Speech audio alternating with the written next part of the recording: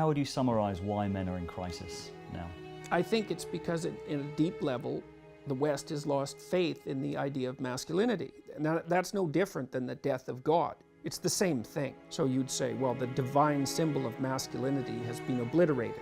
Well, so then what do you expect? What's going to happen? That means masculinity is going to become weak. And especially if the symbol is also denigrated, right? Which it definitely is. So what that means is that the ideal that man could aspire to is denigrated. And well, then with your ideal in tatters, you're weak. That's definitional. So I think the reason that men have been responding positively to my thinking, let's say, is that I don't buy any of that. I like the masculine spirit. It's necessary, and it's not fundamentally carnage and pillaging. It's not fundamentally rape culture. You know, it's not fundamentally world destroying. And all of those things all of those aspersions have been cast upon it. That's partly the guilt of Western society for technological progress even. And those are reasonable challenges to be set before men, but they're not reasonable accusations to swallow without criticism. What is a masculinity we can aspire to?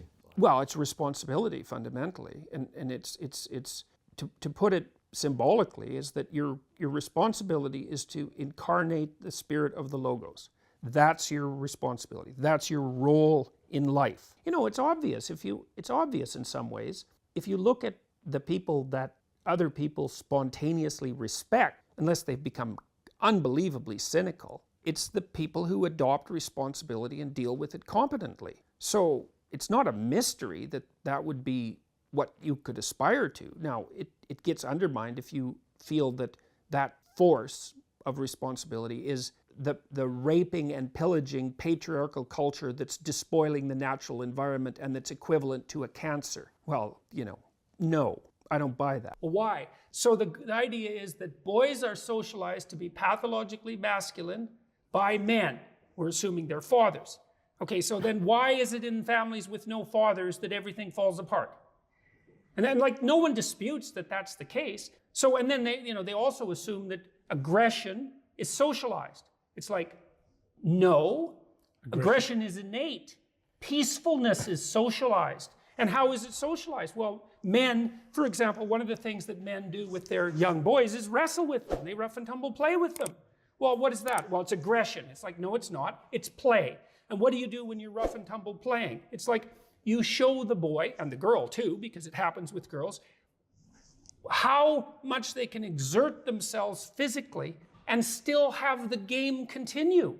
What hurts and what doesn't. How far someone else can be pushed. How much feinting and tactical maneuvering you can do. How much you can be extended. How you can trust if you're thrown in the air. Like, these things are fundamentally important.